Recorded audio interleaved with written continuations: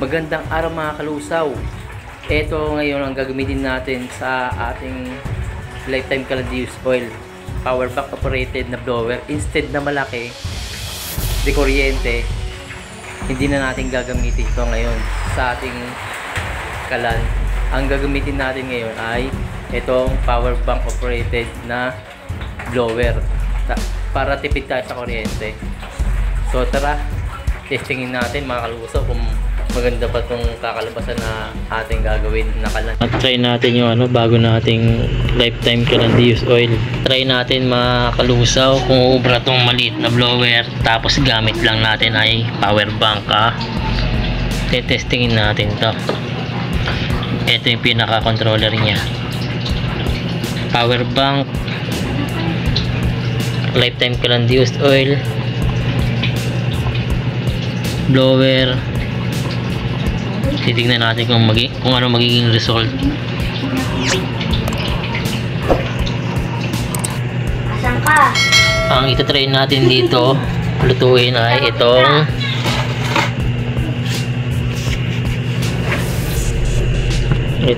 ating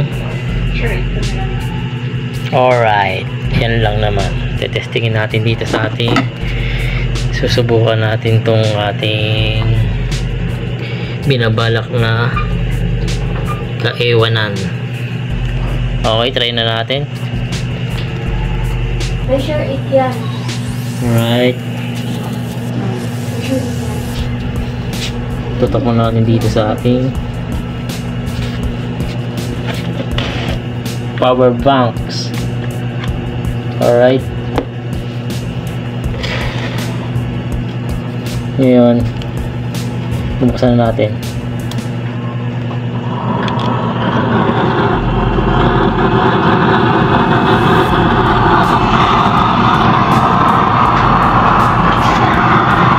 So ayan mga kalusaw, haluin natin ng konti. Grabe yung apoy, napakalakas. Ngayon lalagay na natin tong grabe yung apoy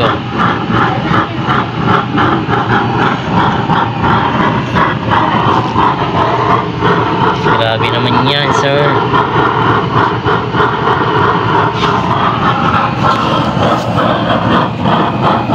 Gamit ang ating power bank.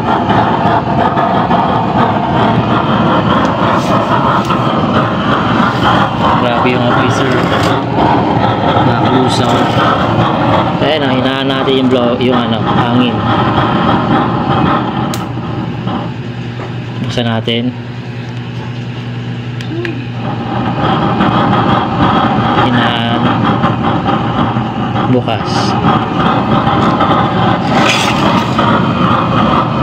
So, ayan, grabe yung apoy yung mga kalusaw. Talagang so, yakap na yakap yung pet ng kawali natin.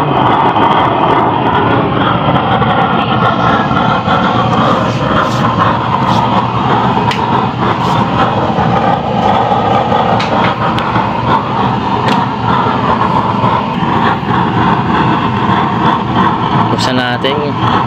Grabe yung kulo mga kalusaw. Kung ganyan ba naman kalakas yung apoy mo, talagang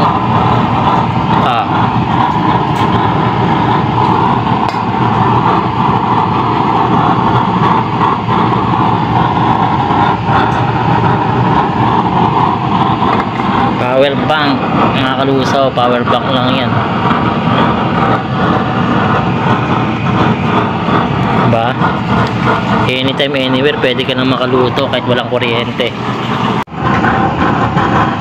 At ito na mga kalusaw, titignan na natin yung result ng niluluto natin gamit ang ating lifetime Caladius oil power bank. Wait, namatay yung power bank. Grabe yung apoy power bank lang yung gamit niyan. Game natin yung kulo. Tapos Tapusin na natin itong kalokohan natin na to. Grabe talaga yung kulo. Ayan, nakakalusaw. Halos luto na. Lalagyan na natin ang ating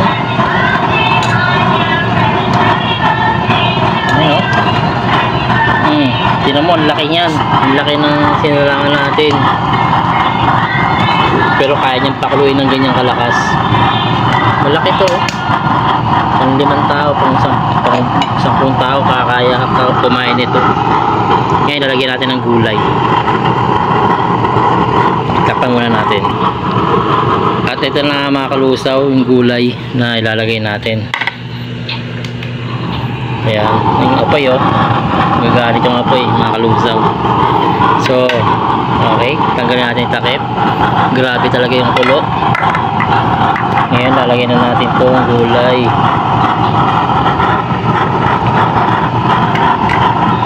Hindi na natin hiniwa sa dalawa para masarap-sarap siya kainin, malaki-laki.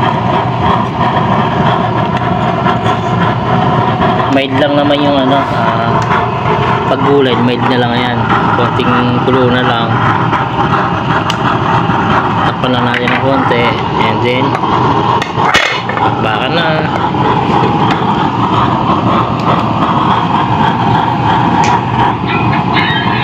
At ito na mga kalusaw, ayan na siya. Alright, pwede na natin siyang ihain. Luto na siya mga kalusaw. So hanggang dito lang ang ating pag-testing sa ating kalan gamit ang ating power bank, blower at lifetime Calandius oil. So update pa kayo sa bago kong video na i-upload about sa mga Calandius oil. Follow nyo lang ako para maging updated kayo sa mga bagong video na aking i-upload. Puro pampatipid lang itong i-upload natin mga kalusaw para makatulog din sa pang-araw-araw nyo sa buhay. Salamat.